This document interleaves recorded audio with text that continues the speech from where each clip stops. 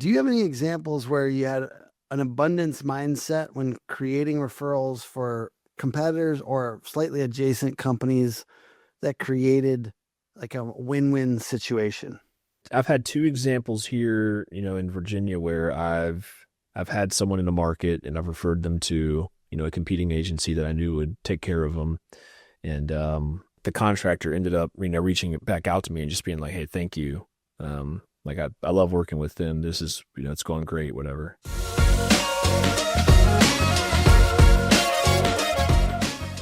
Hey, how's it going? It's Tim Brown, and this is the Plumbing and HVAC. Why did I say HVAC? HVAC Hustle Podcast. And today, I've got Eric Thomas on talking about why you should refer your competitors. Crazy mindset. How you doing, Eric? I'm doing great. How are you doing? Doing very good.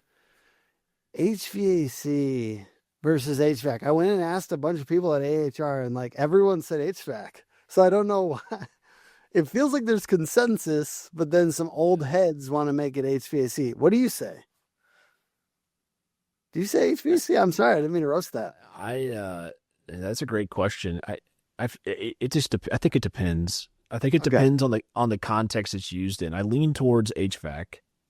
Yeah. Yeah, I feel like HVAC is more common. It's more commonly what I say, at least. It is kind of fun to say HVAC. It does sound like you're a little bit more sophisticated or something.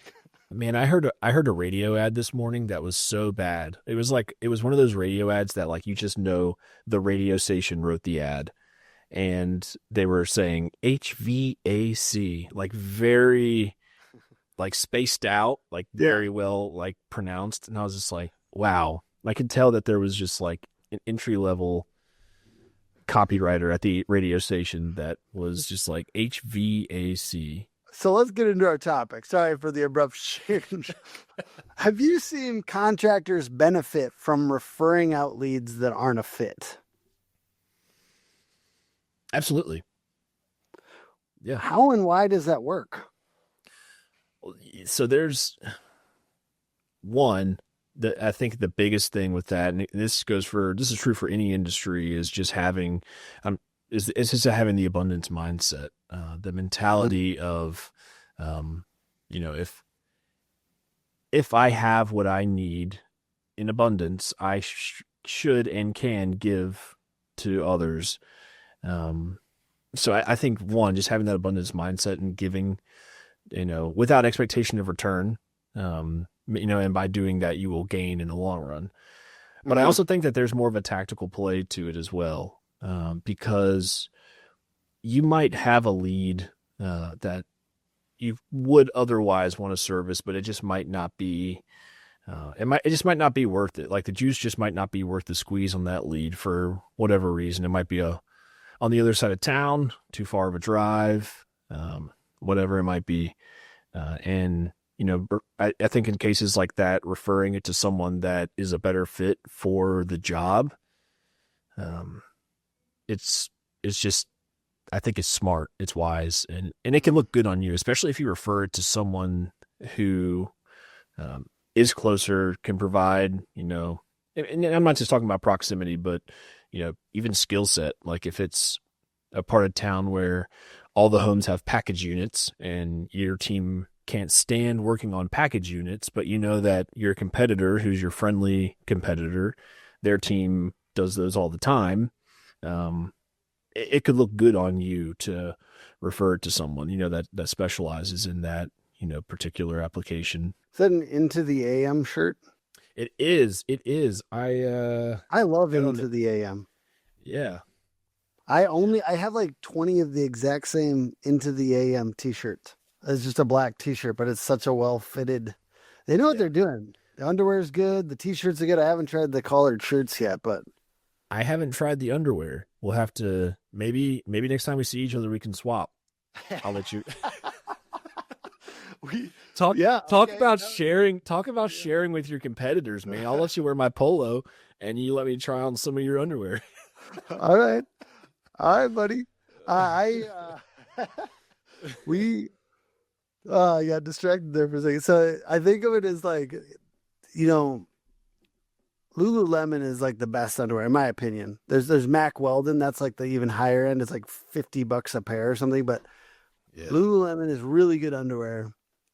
This is just a little cheaper version of the same. It's very similar. Now it's not quite as good as Lululemon, but it's like half the price. So it's like I just like comfortable underwear, you know. And Into the M has like kind of comfortable basics, which is really nice. Yeah. Dude, have you tried Sax? It's SAXX. Is that the one that like separates the balls or something? Is that the one? Yeah. Yeah, dude, just got like it's like a bra. It's like a bra for mid. Okay. I think I have tried ones like that, and it makes me very uncomfortable. Don't bring out the items and kind of like separate them. Like, so you appreciate that now. I've tried them on, and I was a bit apprehensive at first, but after a while, I think I've gotten used to it. All right. To me, it reminds me of like those shoes that like are like toe shoes or whatever, where like it separates the toes. Like no thanks. I don't think. I think we can all agree that those are just creepy, man. Like I just that is so those are odd to me. And there's one of our account managers. He had toe shoes one of the first times he came in, and he hasn't worn them since we roasted him a bit, but I still describe him as the guy from Texas who wears toe shoes. Toe shoes. Yeah, just to give people like kind of an overview of what he's like, you know. Dude, they're like so someone was wearing Birkenstocks one day, and they were just like, you know what would be a great shoe? The complete opposite of this. And yeah. Okay, let's get back to this. This is good. Why do you think business owners struggle to recommend competitors? And I'm sure you and I occasionally struggle to recommend. Sometimes it's tough. But why do you think it is that people struggle? I think they struggle. I think the biggest struggle that they have is not even from a money-making perspective. I think it's more so from self-confidence / doubt, or maybe even ego a bit, where there's always that, well, what if I refer them and they do a better job than I would have done? I think that's the part that gets them. It's like, well, what if they go and do a better job and that homeowner turns around and tells everyone and their brother and their neighbor about how amazing they were? I feel like that's what it is. It's just, the it's kind of a good objection. Yeah. It's a good reason maybe to not. Yeah. Yeah. It might be, but it's like, kind of back to, I guess, my original example. Like, there are times personally, like there are competitors that do things differently. There are competitors that do some things better than others. And I think it's okay to be self-aware of those things. And you and I are just starting to do this. Like, I think I've probably recommended you guys more like just through like Facebook comments or content than I have gotten you customers yet. I don't know if that I've gotten you any customers, but there's another competitor that I've referred a lot to, and he's gotten customers, and there has been drawbacks. And I think it's good to be honest about these drawbacks. And this was in a little bit more roofing, and I referred him because we had too many people in one area, or it was like I wanted to have less customers in that area, so I referred, and he did a really good job, because I only refer people that do a good job. Don't refer them just because they're a competitor and you're trying to do something weird. Only do the ones that are doing an actually good job, because that can come back to bite you. It really, really hurts. And that person now spreading the word amongst the community, in my case, home services, roofing, etc. But he is spreading the word, that customer, and it does hurt my feelings. But the reason I like it, and the reason I would still do it every single time, is because he refers us to, I mean, like, just to be selfish, he refers us to, and they close. They close way easier. So when you refer and you get this going, and it really is abundance mentality, and there's referrals back and forth, there are drawbacks, but there's also like the close rate goes way up. Because if Eric recommends me, or if I recommend Eric, for whatever reason, the close rate goes way up because they're like, this guy knows his stuff and he's recommending those guys. And that's a beautiful thing. And what we really want is more deals. I get that we're all gaining market share. That's okay.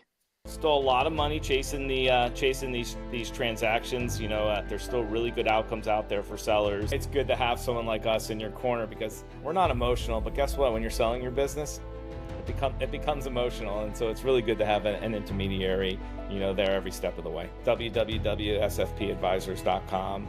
All the contact information is directly on the website. Yeah. I think there's I think in our, in the B2B world, I think the referring your competitors thing is a little bit more black and white than it is for contractors, because like I know for a fact here in Virginia Beach, I've referred probably 5 or 6 companies that have reached out to us that we just simply can't work with because we have, we already have someone in the area that is just like, hey, I get, we're local to you and whatnot, but we can't work with you. And so we just, we still meet with them, give them some pointers or whatever, and then refer them to someone. So it's a little bit more black and white. It's like, there's a territory issue there. Well, let's do a little bit of like where it makes the most sense is when you have specialty, and instead of like trying to do like, let's say insulation or something, and you don't do it currently, whereas some people just start to do more and more things. Oh, now we're doing decks. Now we're doing whatever. Like instead of doing more and more things, it is okay to refer the directly adjacent trades. It is a beautiful thing because they have options to refer you in the future. So if you can't bring yourself to refer direct competitors all the time, I promise you, Eric and I have referred branding and referred like people that do marketing, like broader marketing plans or other social media, whatever it is, people that do things similar to us, but not the exact thing. So if you can't bring yourself to refer the direct competitor, referring the people that are just a little bit off. And those are the people that refer the most. The ones that are just a click off of what you do are usually the ones that refer the most. Oh, absolutely, man. I've seen it. I've seen it with us. We work pretty closely with a company. They're called Reputation Igniter. Chris Lolini.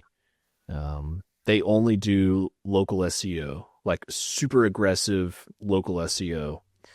But they don't do like website, builds or website management or any type of organic or content or backlinking or anything like that for websites. So they're like one click off of, and obviously we offer that service as well, but they're like a click off from, the service that we offer, most of the time.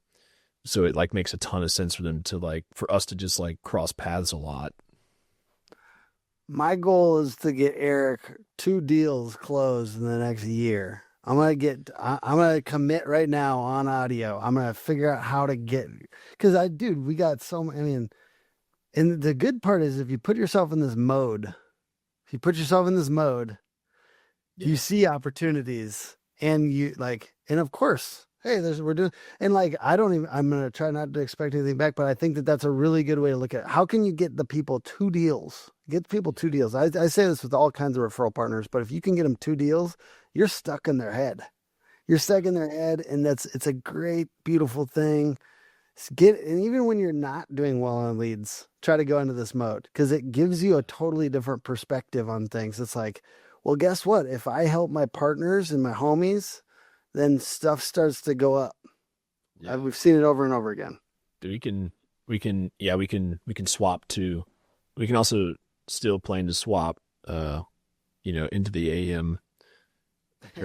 But yeah, both. Let's swap some referrals by the end of this year. I think 2 is pretty fair. I think that could happen. I know for a fact, man, when you put out a video earlier, maybe last year, halfway through last year, about like, your favorite, maybe not your favorite, but like just some marketing agencies that specialize in HVAC, that you've just been keeping up with. And we were on that list.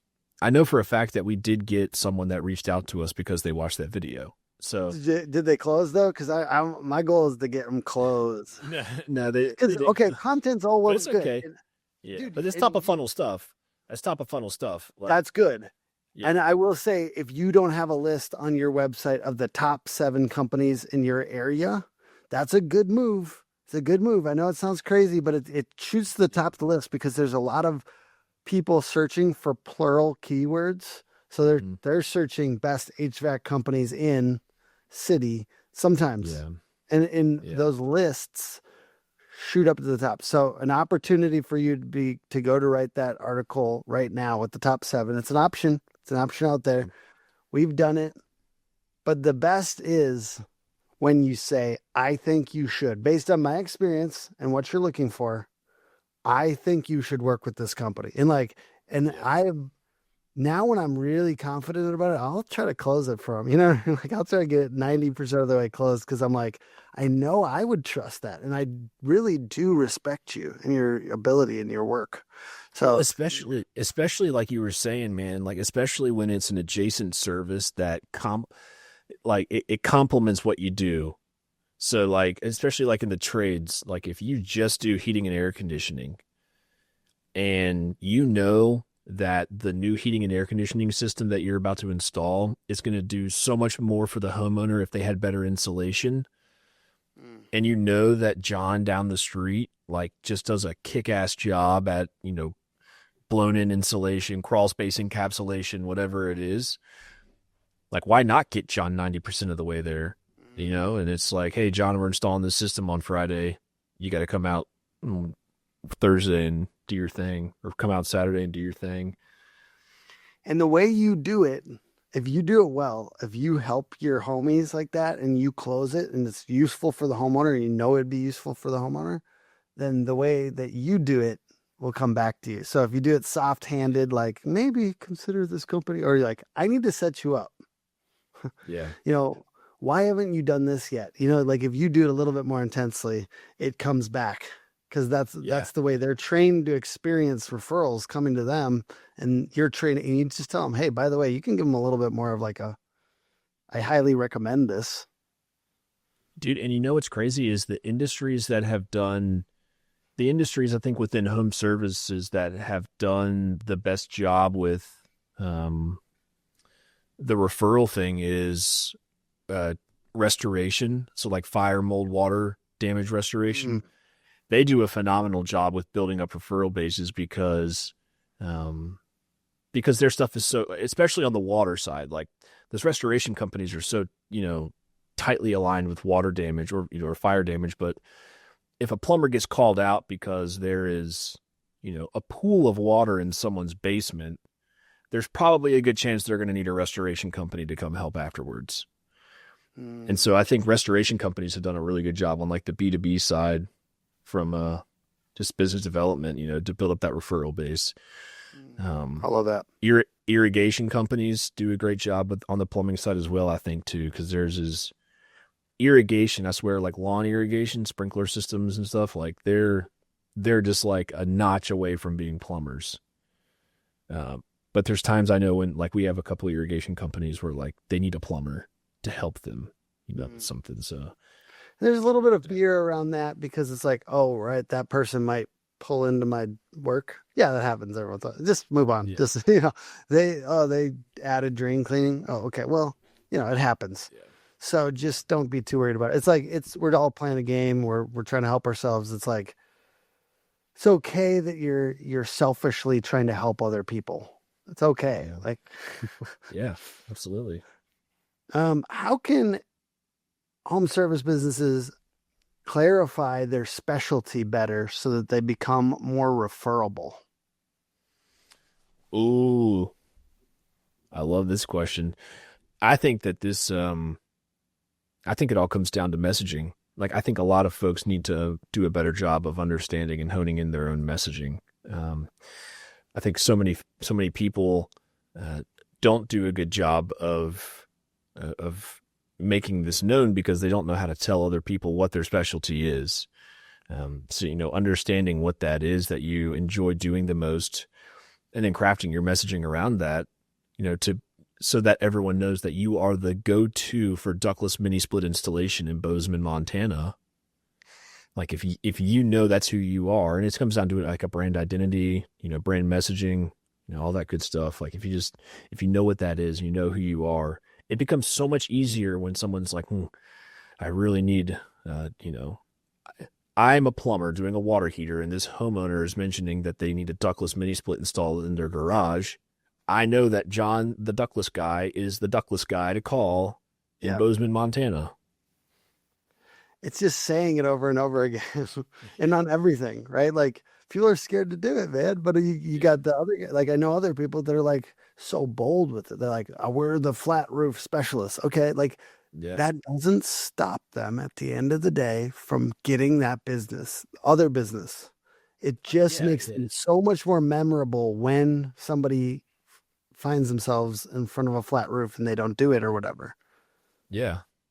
Yeah, absolutely. I mean, like, I was talking to Ryan Shute recently, and he was talking about Fix It Frankie, which is a heating and air conditioning company.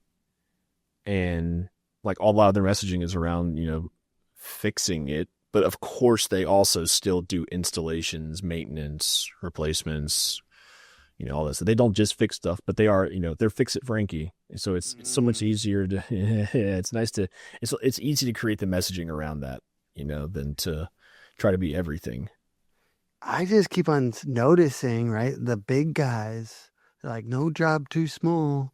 Like that's a great positioning too, right? Like when people talk about that, because you and I both know all the repairs, all those search terms, like some people are trying to avoid them completely, but it's like, those are the terms. There's just so much more volume for fixing it, like, and like repairs, and like, they don't know that they might need a full system replacement or a full roof replacement or whatever it is. Like, it's hard to know. A homeowner doesn't know. They're always going to go for fixing first.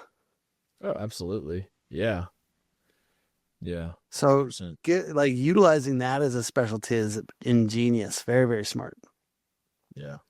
What does that guy know about branding though? Like what does that guy know about positioning? Yeah. I don't think Ryan's a smart guy. He's a very smart guy. I was actually just talking about him with Dan, because we were talking about Wizard of Ads sometimes talks about the irritation advertising stuff, because I'm always very curious about it, right? Like he's had some brands in our market where the radio, my wife was like, damn, that commercial like a lot. And so annoying. But it sticks. She's only talked about 3 radio commercials to me ever.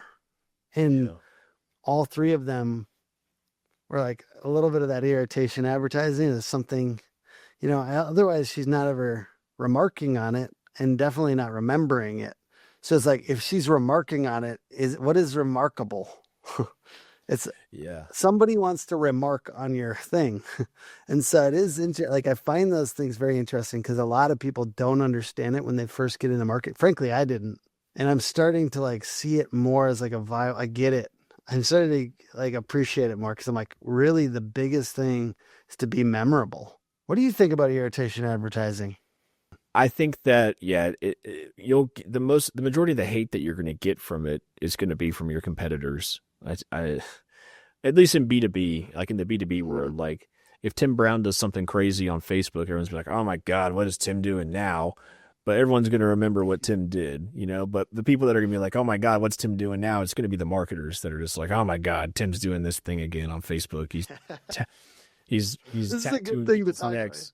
He's tattooed. This is a good thing to talk about on this particular thing, because just because I want to be friends with competitors does not mean every single one is going to be very easy to be friends with.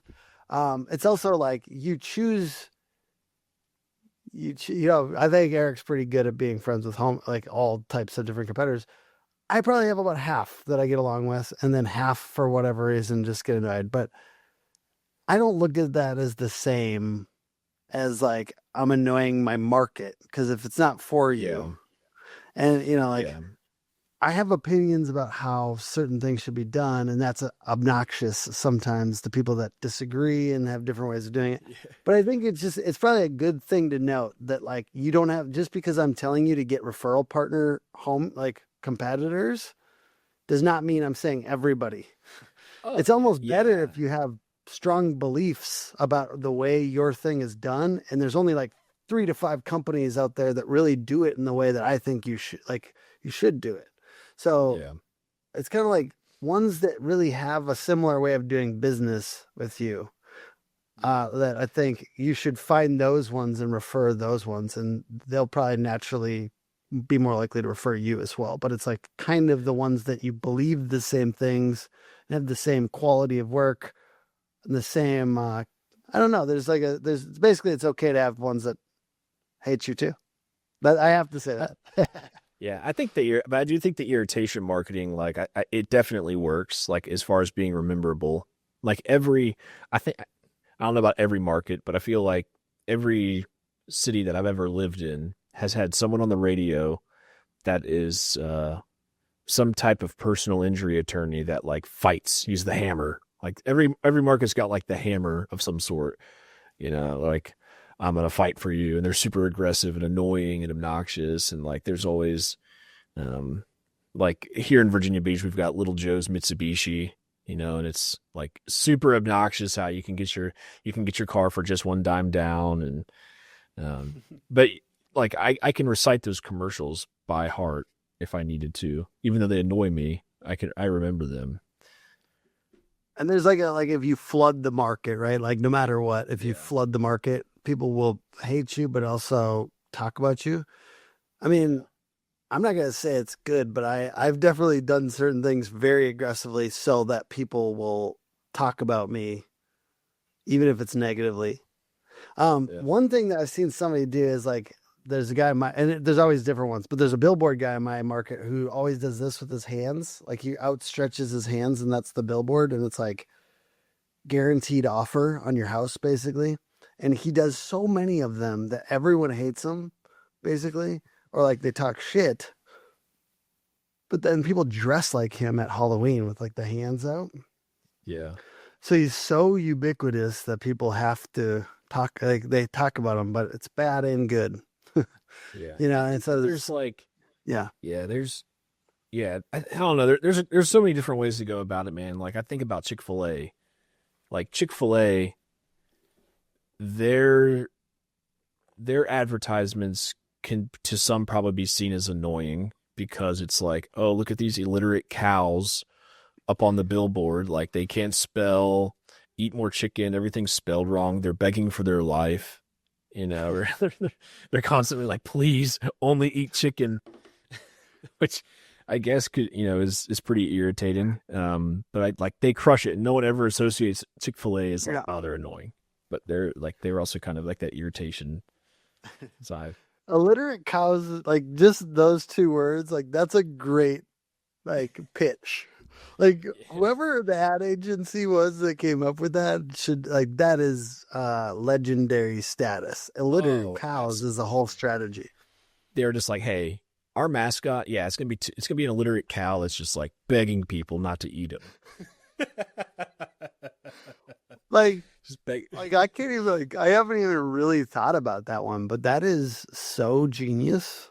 It's insane. Like, and I mean, the first time you see it, and then you just get used to it, but that's like their brand. And like no one, even though that like you said, even though that's like lightly annoying, no one's like, that's a low end brand, even though that is kind of a low end imagery. And it's like cheap looking almost on purpose as a joke. No one's like, that's a cheap brand. Yeah. Well, it's crazy. I think sometimes with the, Go ahead. Are you good? But sometimes like the irritation advertising stuff or like the radio commercials, they're, like I think about like Bravo.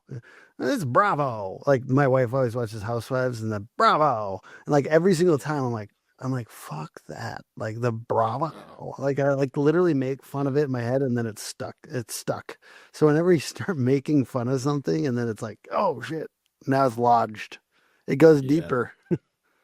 I definitely associate those like I don't know. I feel like there's so many different ways to go about the like irritation side of things. I do feel like some of the irritation marketing can be associated with like cheap, low end Yeah. brands. Like I definitely associate it with like, one dime down, no credits needed, no upfront payments needed. We're going to lock you in at 27% APR on this Mitsubishi. And, but you're going to have a car. Yeah. Like that's totally not like, you're not going there, to get, a G-Wagon. But like Chick-fil-A, they crush it because it's super risky. Yeah. But the thing is though, like they do that because they know their target audience. Like they know who their customer is. Their customer isn't someone with disposable income. I don't want like a lot of disposable income readily available to just go pay, upfront for a new vehicle, and, have a super, good interest rate on it. The target audience they're going after is folks that like, I don't care what it costs me later. I just need a car now and I'll figure out the rest, 6 months from now. So they know what the target audience is. They're going for the, someone that needs it fast and cheap. Yep. Know your audience. Don't accidentally get associated with, and I'm not even advocating for the irritation advertising. It's something that has been jangling around in my brain of like, the problem for most of us is obscurity. And one way out of obscurity is through, you can tell I do some of this shit. You can tell I make people cringe on purpose sometimes. Like, I want to get out of obscurity. And I feel like most of us we have obscurity. You know what I mean? Like most of our brands just aren't seen enough. That's the way I look at it. I know that like, I'm not telling you to agree with me, but that's the way I like get it in my mind. Now, that being said, if when the people see it, everyone agrees that you're being annoying on purpose and not likable, then they're right. So if you try to get seen and you accidentally get seen for that, and that's the picture most people have of you, then they are probably correct. Last question here. Do you have any examples where you had an abundance mindset when creating referrals for competitors or slightly adjacent companies that created like a win-win situation? I've had two examples here, in Virginia where I've had someone in the market and I've referred them to, a competing agency that I knew would take care of them. And the contractor ended up, reaching back out to me and just being like, hey, thank you. Like I love working with them. This is, it's going great, whatever. Those are my favorite examples because like, I also think, going back to the original fear of referring people, just as much as I think people are afraid that the competitor is going to do a better job, I think folks are also afraid that the competitor is going to do a much, much worse job and it's going to look bad on you for referring them. So it was nice in those two situations where they reached back out and they were like, hey, thanks for connecting me with him. Like they've been great for me. This is working out really well. So, those have been really solid. Another thing, recently I've had a couple competitors reaching out, just asking about pricing. And I was just like, hey, here's our whole slide deck. Take it. Here's the pricing. Here's everything. Like it's just, and some people are like, why would you do that? Like, well, if our pricing is comparable, then cool. I'm up to speed with the market. If our pricing is higher, maybe they'll raise their pricing and then we all win. If my pricing is lower, then maybe there's a chance for me to raise my prices. So I just think doing stuff like that, like a lot of people are like, oh, what, this jackass, why would they ask me for my prices? Why would they ask me for this? It's like, here's the pricing. And there's, no matter what comes of this, something is going to be good on the other end of it. And I'm not trying to be preachy with this particular segment to say we all have to be all the time referring, or I'm not acting like that. I think it's good to find the agencies or home service businesses that rather to refer that you like in your area. Get really in with the people that are kind of adjacent to what you do and definitely refer them a lot because they can refer you a lot. Goal, refer them 2 deals that close in the next year. Get 2 or 3 companies that are kind of like you, refer, get in this mindset back and forth, share information, talk about that. Well, the way I position online is like, if not working with a company like ours, you should work with a high-end marketing company that treats people well and does what they say they're going to do, and like isn't afraid of showing the real results and is super accurate and is telling people like actually what's happening, and you own your marketing. So all those principles. Rival Digital is another great option. There's other companies that are a great option, but they're not all great, right? This is unfortunately might even be over 50% of agencies that aren't great. And I don't want to be the guy sitting around calling out the clowns all day. Like it's not fun. It feels weird. So I'd rather just talk about the 3 to 5 agencies that I think are good and that actually are trying to do the right thing. And that's you guys. So I really appreciate you being on. Anything else you want to say on this topic? No, I just think that, givers gain. I can't remember where I heard that for the first time, but, I feel like a lot of people say that, and possibly. Yeah. D&I, Business Networking International, great local chapters all over the country. They always talk about givers gain. Yeah. I feel like that just sticks with me a lot of times. Anytime I'm in a situation where I have I have the ability to, to give something, refer someone, give away a piece of advice, whatever it might be. So yeah, I think if everyone just kind of, tried to take that principle and, adapt it or adopt it and, bring it into their everyday life, I think we all win, when we're all just trying to help each other out. Because I'll tell you one thing, who's not trying to help us out is the government. And Tim's like, and in the podcast. No, this is. I was like, this is good. This is getting started. I'll tell you one thing: the government's not going to help me close 2 more deals this year. But if my friend Tim is going to help me, then I'm going to help Tim close 2 more deals this year. Because the government's not going to help them close 2 more deals this year. I only have a few. I only have like 2 or 3 companies that I'm really trying to do that. So you're one of them. It's good to have standards. Don't just go out and do this. I'm just going to round this out with this. Like, don't just go out and do this with everybody that you compete with. That's not the point. It's to get some other good ones, and then you can position it that way too, because it's kind of going to market together. It's kind of saying other good companies like this, and then you don't sound so selfish constantly, just like we're the only good company, because no one believes you when you say you're the only. No one believes that you're the only good company that does what you do in your area. Absolutely, yeah. Yeah, and I will say too, like I know that you've done a great job of, of upholding this type of standard of, this abundance mentality. And I remember like we even like at the last intensive, we kind of had like our own little, I'm not sure if it was a bet, but it was like a little gentleman's agreement. It was like, hey, if you hit your revenue goal and you hit your revenue goal, then we're good. But if we don't, we have to shave our heads. And so it's like, there's so much room for stuff like that. Like we're direct competitors. And like, I was like, I got to hit this revenue goal or else Tim Brown's going to shave my head. I can't let that happen.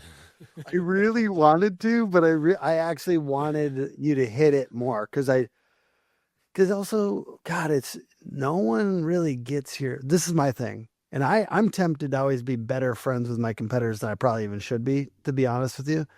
I feel like no one gets your problems, like somebody who's doing the exact same shit as you. Like no one really understands, except for the person that's like doing the exact same shit. And in home service case, your market, but like in my case, the niche, like, and like you're like the same size, like a lot of the same problems probably, like so it's kind of fun to like try these things occasionally, and then sometimes you take it too far. Like I've taken it too far, but too close to homies with a buddy that does this stuff, so you got to watch that too. You don't want to be too close. Yeah absolutely. But I love you. But hey, there it is. I love you. There it is. I wish I had it, but I did end up saying it. It's like, don't get too close to your competitors. Oh, by the way, I fucking love you, bro. Well, I enjoyed this, Eric. I hope you have a great day. Thank you for being on the podcast. Thank you for actually giving away some real shit. Where can people find you on the internet? Yeah, they can Find me on Facebook, Eric Thomas. If the hip hop preacher pops up first, I'm probably the not famous guy, like third or fourth down the list. Rivaldigital.com. It's a good place to find us. But yeah, I hang out on Facebook a lot, so you probably see me chirping away on Tim's posts and stuff. So you can find me on Facebook. That's the best place to find me. Awesome. And the podcast is put on by hookagency.com, Hook Agency all over social. Thank you everyone for watching and or listening. Like, comment, subscribe. Send us a letter. Send us baked goods or like just random tech items. Whatever you really want. I mean, fan mail. Underwear referrals. Yeah. Yeah. What is your comment below with your favorite, if you got all the way, please, just if you really did get all the way, because this is a long way to get into a podcast, like just be the one below. Comment with your favorite type of men's underwear. All right. See you guys.